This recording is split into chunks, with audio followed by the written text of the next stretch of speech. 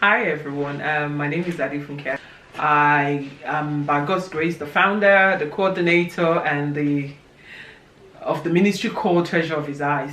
Treasure of His Eyes is a ministry that cater for single parents. Treasure of His Eyes was born out of personal experience, as you could imagine. I'm blessed with two children. Well, they're no more children, they're young adults. Blessed with two young adults, by God's grace. Treasure of His Eyes provide support, encouragement, empowerment for single parents, and we've been doing this for over 10 years. Officially launched in 2016 September. We've been doing very well. We've worked with ministries in Ghana, we've worked with ministries in Nigeria, and at the moment we've actually empowered over 22 women in Ghana, women and men in Ghana, and in Nigeria as well. By God's grace, during this year, even though there's COVID and lockdown, we've managed to empower 9 single parents as well. God helping us, will be empowering more as the time goes. The main reason that led me to started the ministry called Treasure of His Eyes, it started when I was in Bible college. When I was in Bible college, we were supposed to write a project on poverty. I looked at the whole of my life, and not surprisingly, because I've always been loved, I've always had everything that I want. I didn't lack anything. And the only thing I can see that was happening to me at that moment in time was I had a job, I had everything, but I never, as much as I have a job and I get paid, I was never really financially buoyant. And people don't understand that. They just see you as a single parent that doesn't want to conform to financial things.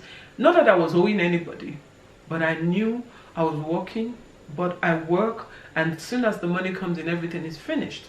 And when we were asking the Bible college to write the project, the only thing that could come to my mind was I looked at people that live in the country where there's no social support, where there's no government help, where they cannot get a job, because they're countries that people just can't get a job. It doesn't matter if you're a single parent or a double parent. And also it makes it worse when you're a single parent.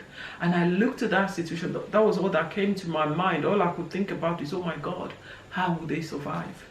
And that was why my project was, my poverty project, as so-called, was written on about all of this that became Treasure of His Eyes. Most people have said to me, how do you define single parents?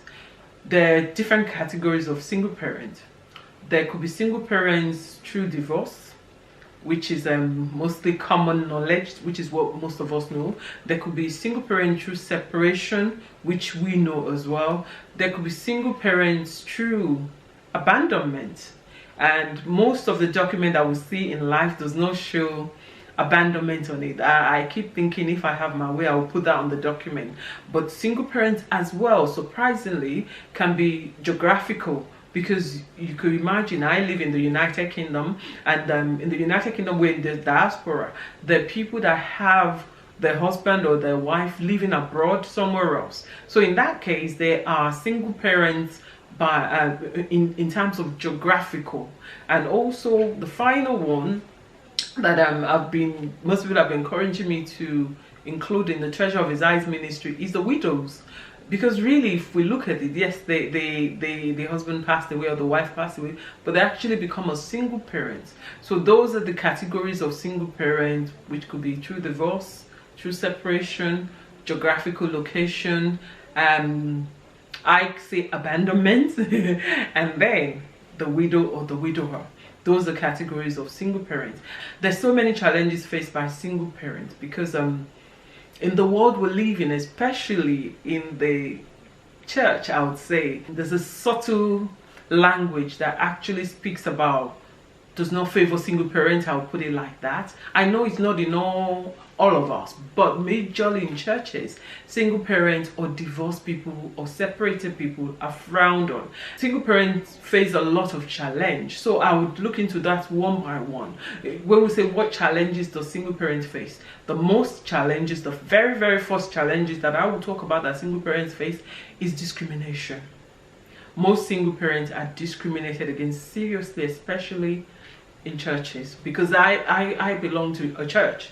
I'm a Christian, so I can't speak for other religion. When you look in churches, single parents are kind of subtly treated as like an outcast, or sometimes you'll be surprised, single parents are treated with such difference that you can't even lift your head properly if you're not careful. Even sometimes when it comes to actually selecting women for offices, you'll be surprised that single parents are discriminated against. So in the church, single parents face those challenges in spiritual matters as well, because they're seen as less spiritual, they're seen as less godly, if we should put it like that. And that's in the church of God, where we have people that actually know that sometimes you might become a single parent not because you choose to. And the next major thing that I'll talk about for single parenting is finances. Most single parents are very hardworking people, very responsible people. Can you imagine? Because they do the job of two people by themselves. So most single parents do have financial challenges. Not that because they're living beyond their means, or because they just don't want to be responsible, but it's just because they have enormous responsibility. And because they have enormous responsibility and only one income, it does really put single parents into financial difficulties. And you might say to me, oh, what about provision from the other partner? Sometimes you'll be surprised. 99.9% of the other partner do not support or do not provide financial support. Or should I say 95%, to be fair, do not provide financial support for the children. Be it mostly men, the majority do not provide financial support for the children. Even the ones that are actually bound by the law to provide, you'll be surprised sometimes they do not provide financial support for the children. Thank God for the few that provide, because there are quite few honorable men, or should I say separate single people, that will still provide for their children. So single parents suffer in the area of finances. So if you have a single parent in your midst, and most of the time, especially, I would keep relating my point to church and other Christian activities that I know, if they're supposed to contribute and sometimes they tell you they do not have the money, please believe them. Because most of the time, single parents, they make money. Not that they don't make money, but they do not have the money to provide for the things that were not allowed or accounted for before then.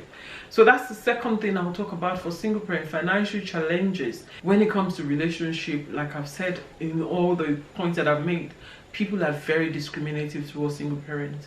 Because for you to be a single parent, according to most of us in the church and most of us Africans, you have done something wrong. You have been horrible. You have been this, you have been that. So that works against you in every level of life, that people discriminate against you.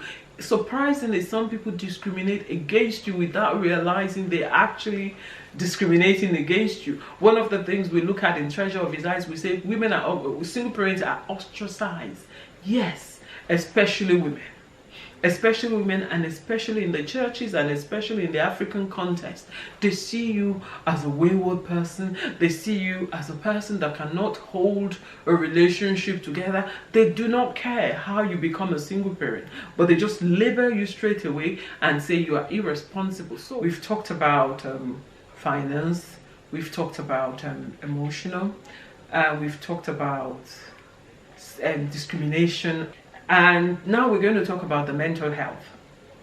When it comes to mental health, most people see single parents, but you do not imagine the enormous pressure, the enormous work they put in to be able to function properly. At the end of the day, they have so many things to juggle. Because there's so many things to juggle, how will they manage? We need to be considerate, especially people that have single parents around them, that we watch out for their reactions and actions. I know, yes, some women might be very, very touchy and edgy, but being a single parent and bringing children up by yourself, being the sole provider and the one that does everything, can bring about mental health issues. And especially sometimes when the other partner has moved on, we need to watch out for the mental health of single parents. And the single parents themselves need to watch out for their mental health.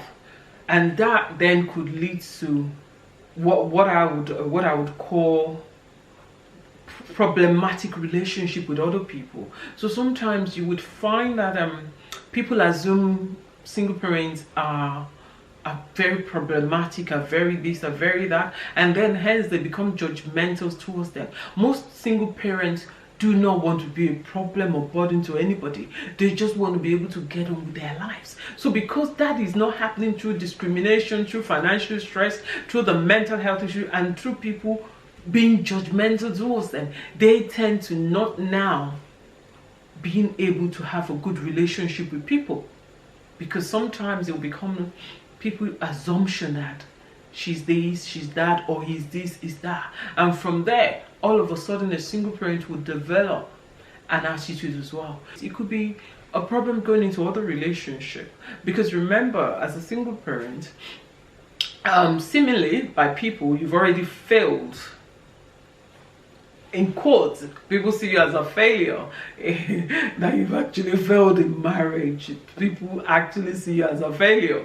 So because of that, sometimes most single parents are very, very, very careful, or I would say even do not want to go into relationship. But what I'm saying is, most single parents do have a problem going into relationship, and sometimes some single parents go into other relationship too quickly, and because of that they make a mistake, because in the essence of trying to be or prove that I can have a relationship, they end up going into a wrong relationship. Single parents sometimes have to share